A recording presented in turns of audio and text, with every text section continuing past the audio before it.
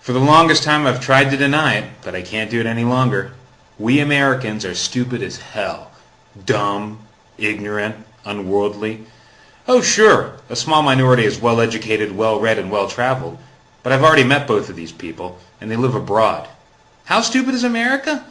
Let's look at the statistics, something which Americans usually hate to do, unless it involves batting averages.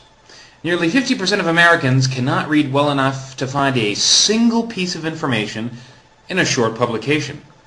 I've got a feeling this includes our president. Perhaps Americans stuff their brains with too much religious fantasy instead of facts. 61% of Americans believe the biblical account of creation, Genesis, is literally true. 73% of adults believe in miracles, and 40% believe in ghosts. Even though most Americans think a bearded man in the sky invented the world in 6 days, they haven't bothered to actually read the Bible. 60% of Americans can't name 5 of the 10 Commandments. And 50% of high school seniors think Sodom and Gomorrah were married. Americans don't like maps either. A National Geographic survey of 18 to 24-year-olds showed that about 11% of them cannot find their own country on a map of the world. 69% could not find England. But we're still number 1 in science, right? Wrong. 20% of Americans believe the sun orbits the earth. So who's doing all that complicated technological work in the USA? Foreigners. 51% of all professional engineers in the U.S. are foreign-born, as are 45% of all professional computer scientists. American kids are busy studying business. What do Americans know about? Television. The BBC asked Americans to name the 5 freedoms named in the First Amendment. Only 1 in 4 could name one of the 5 freedoms. Speech, press, religion, assembly, and petition for redress of grievances.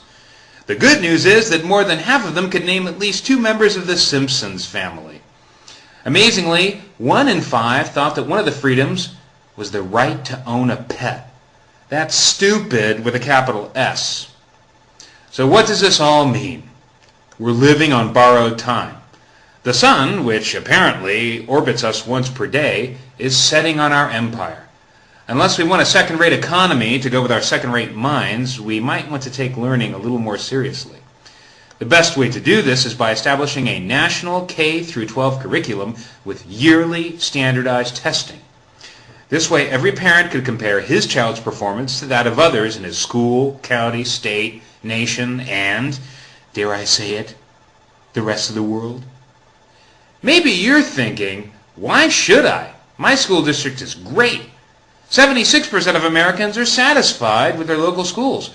Paradoxically, more than half of Americans are dissatisfied with the quality of American public education. The math just doesn't add up. Then again, look at who's doing the calculating. For more on this, check out the following website, coreknowledge.org. The link's right up there. It's based on the findings of E.D. Hirsch, Jr., who's done more thinking about what kids ought to know than just about anybody. If you want to watch a really scary video about why your rich suburban school might also suck, take a look at Stupid in America right here on YouTube. The link's also right up there.